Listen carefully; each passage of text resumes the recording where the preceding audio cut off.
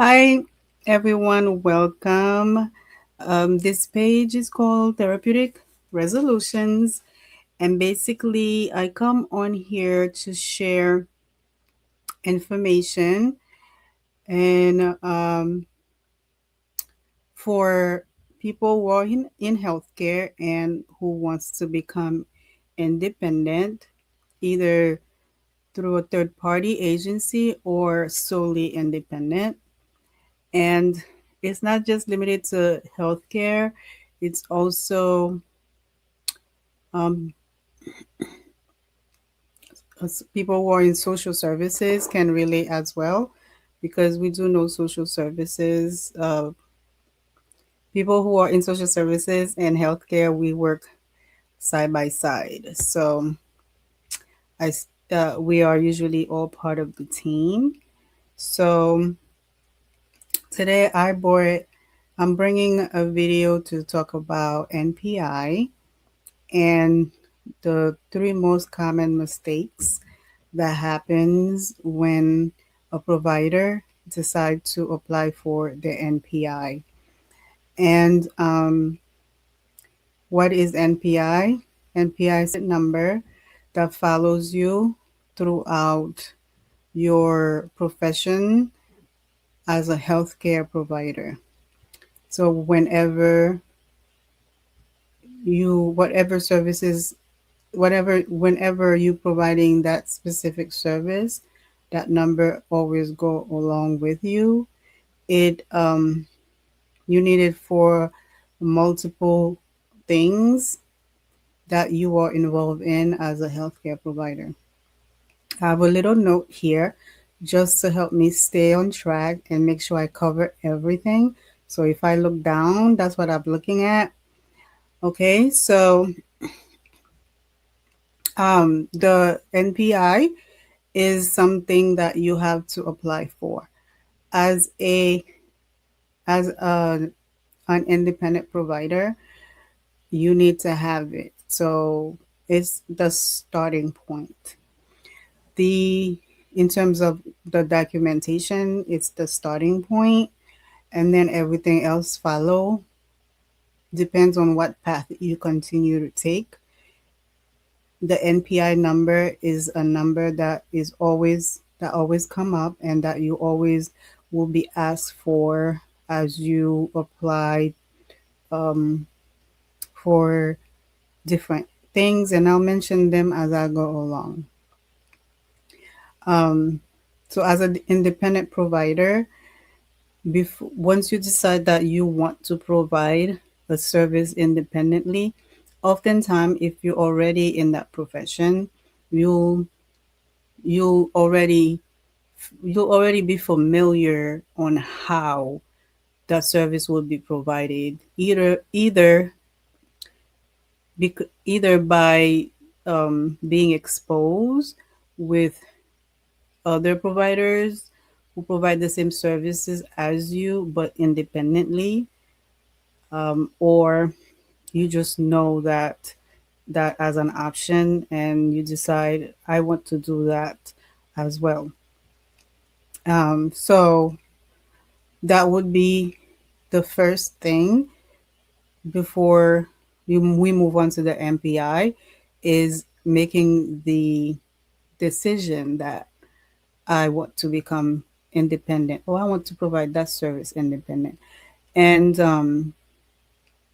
I only mentioned the service you are currently in, but it doesn't necessarily have to. It can be any other services as long as you are eligible to provide that service. You can decide that that's the service you want to do. For example, let's say you're a nurse, and then over time you found out about group homes or um, other other well, let's go with group homes, and you want to do that as independently. I mean, of course, to do that you would have to go all the way in terms of applying for registered business. However, that's what I mean when I say you don't necessarily have to stay within your field, but a lot of time when we're becoming independent, we do stay within our field, and that's also an option too. Okay, so then we decide we want to be independent in and knowing which specific field. Okay, now what do I do? What's the next step? Well, the next step is to get an NPI number. And once you get the NPI number, before you get the NPI number, there are certain things that you need to know in order to do it the right way so that it does not cause delays. You don't have to go back and fix anything because then that takes extra time. But when you do apply for an NPI and you do it the correct way, it should take about 10 days to get everything done and get your number. But if you do it and there are mistakes, that will delay and it will take longer. And who wants to do something and have to go fix it when you can do it right the first time?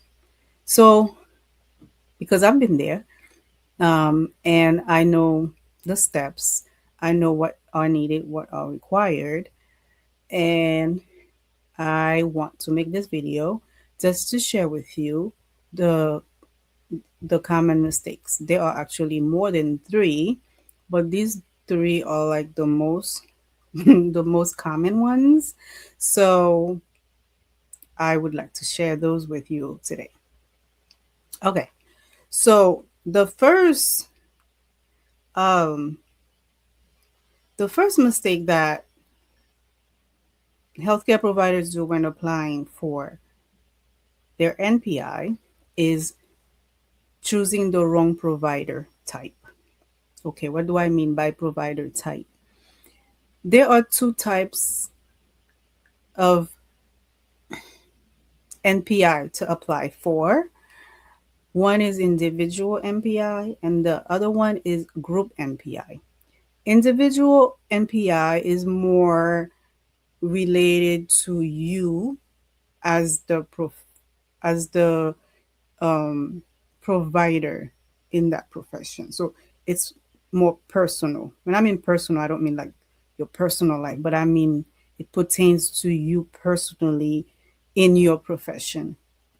And that's really done with your social security number and things like that. So you need that first. You need to apply for that first, right? And then the group provider is for if it's for businesses.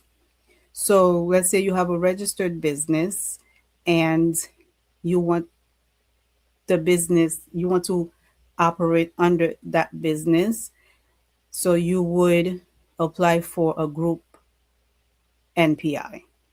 And the reason why somebody would do a group NPI also from doing their personal NPI is that the group NPI is for billing purposes. Uh, so as we move further along the path of applying for to become independent before we get to the last point of doing whatever we need to do to set up, we um, may decide that I want to I don't want to bill under my individual NPI. I want to I want to have a registered business and do it that way. And I'm only mentioning that because of the group NPI, but that but it doesn't necessarily mean you need to have the group NPI to provide any services as an independent provider. So I just wanted to make that clear.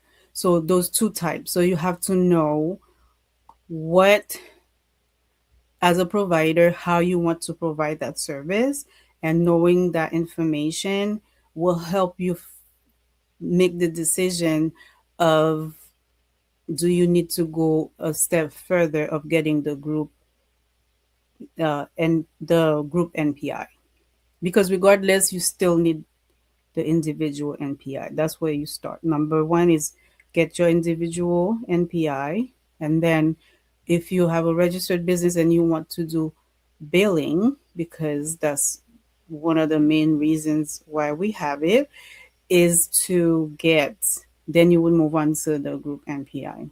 Okay.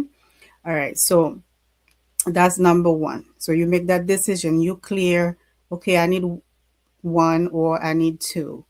Okay. Now, number two, the next step is um, the information in your IRS profile from IRS is different from the information that you put in.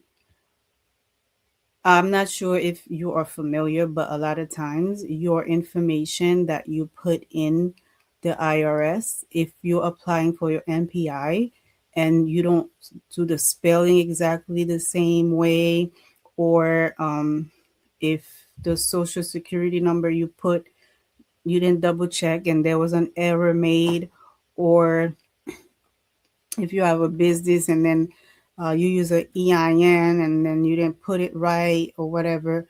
So, or you put the wrong EIN, you made a mistake somehow, you put the wrong information in your application and it doesn't match what's in your IRS profile, it will also delay your application. Okay.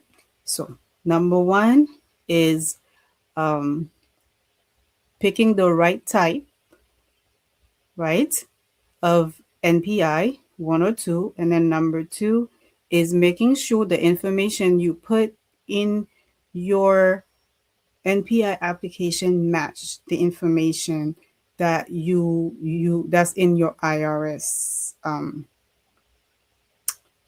profile. So number three is the wrong taxonomy code. What's a taxonomy code? Uh, well, I'll just read it for you what it means. Um, okay, so according to the definition, it refers to a unique administrative code used to classify a professional, business, or service type within a system. So, in healthcare in the US, so a healthcare taxonomy code is 10 character, and NPI has digits, only digits, and taxonomy codes have both letters and digits. It's an alphanumeric code.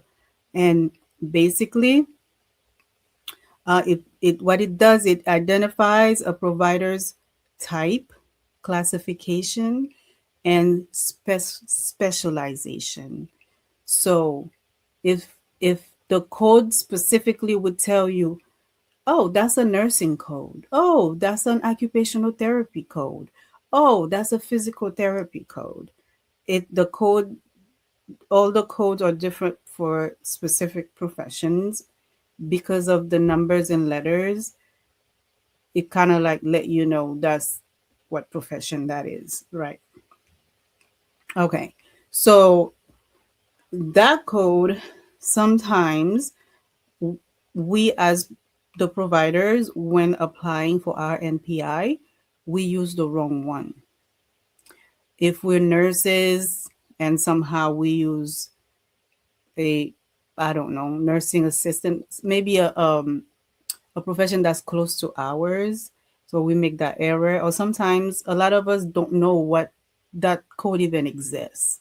So a lot of times, there are a lot of people in my profession that don't even know this code exists. They don't know anything about it, and they filling out certain application and they'll ask for a taxonomy code, and they're asking what that is. And they don't even know how to find it, how to figure out what it is. It's not common information that's given to us, um, being that way in our profession. So knowing our taxonomy code, um, um, the right one will help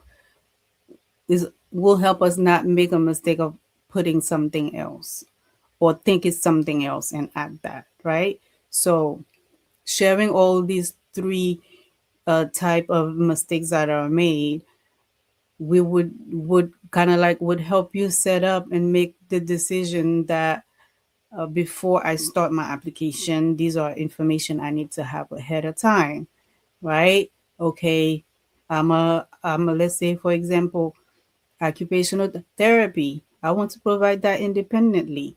Okay, how do I want to provide that? Um, do I want to do it under my individual NPI, or do I want to get an EIN? Do I want to do it under a DBA? Do I want to register a business to do it? Or do I just want to do it under a social? Do I want to work for an agency? Do I want to be fully independent? We have to know that part has to be really clear, because then it help us move forward a bit easier to move to the next step, to know what to do next, right? So then once we decide that, and then for number two, when we said that the other mistake that we make is the mixed matching of the IRS information. So let's say, for example, um, okay, so individually, individual NP, individual, if we're applying for individual NPI, which is often under our social, making sure we enter our social properly. And let's say EIN, make sure we enter that properly if we have a DBA. And then let's say we have a registered business, again, EIN, all those information are within IRS Gov. The business name, spell it the same way it's spelled in the IRS profile. And the EIN, if you have a do business as name, make sure you spell it that same way, because if not, it will delay your application. And then third, the taxonomy code, which is the code where that helps that's designed specifically for your profession, knowing the exact one and adding the exact one. If you don't, it will delay your application, and then you would have to correct the mistakes, and then it'll take longer, right? So those are like the top three I wanted to share with you today. And there are there are other type of mistakes that are done in the application. And you can let me know if this video helps, and if you want me to do another video regarding the rest of the um, common mistakes. But these are like the most common mistakes. And the number one, I probably should have started with it, is the taxonomy code. That's like the number one reason what that delay um, the application for the NPI. So because of all these mistakes that happen with the NPI, I wrote a guide step by step from step one to step last step, um, for you when you applying for your NPI. It tells you exactly, um, it's 7 pages long, and then it tells you what the NPI is, which you already know. I've shared that. And then it tells you the information you would need, the documentations you would need, information you would need to have, of course, then the documentation with you, so that you verify that the information that you're putting in is the correct information. And then it tells you step by step, like where to go, um, what to do with each question, what it will ask you, and what to put in, and things like that. So it's like a step by step guide, and you shouldn't make any mistakes because the guide kind of like walk you through it. So the information is in the description section of this video, and you can click on the link, and then it will take you to my link tree, and then the link tree would you could click on the tab of the NPI guide. The cover page is yellow, orangey, reddish, and then it says how to apply for your NPI. That's what it's called, and then you can get that. And then along there, there are other services and then other ebooks. There's an ebook if you want to start. Um, if you want to work for New York City Board of Education as an independent provider, also if you want to become an early interventionist for New York State Bureau of Intervention, and or even it has basically um, it tells no actually that one tells you how to get clients in early intervention, and it doesn't only help it doesn't only support people who want to be an early interventionist in New York City. It also help any early interventionist in any states because we all want clients, right?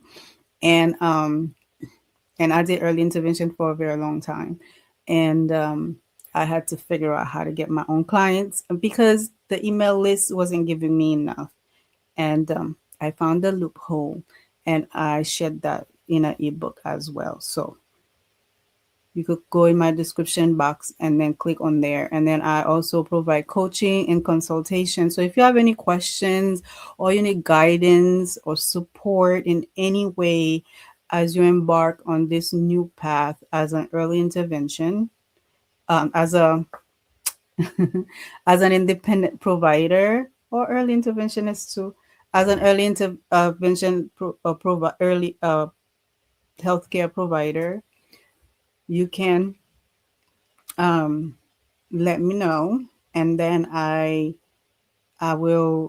maybe I should leave the email also. I have to add a way to so you can contact me. I'll add the email address in the description box as well. So feel free to email me there if you need support, guidance, you have a question, anything, and then I'll get back to you.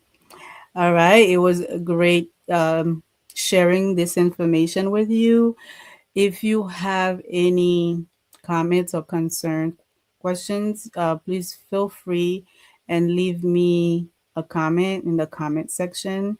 Engage with me in the comment section. Let me know what profession you are in, and then let me know if if becoming an independent provider is something you've considered, or if you've already been doing that as an um, independent provider, has that going, or any tips that you have for other independent providers. And I'll also share anything that you would like me to talk about or cover. And I will do so. And if I don't know the answer, I will find it out and come share it with you all. Thank you for your time. Thank you for tuning in. And I will see you guys in the next video. Okay, bye bye.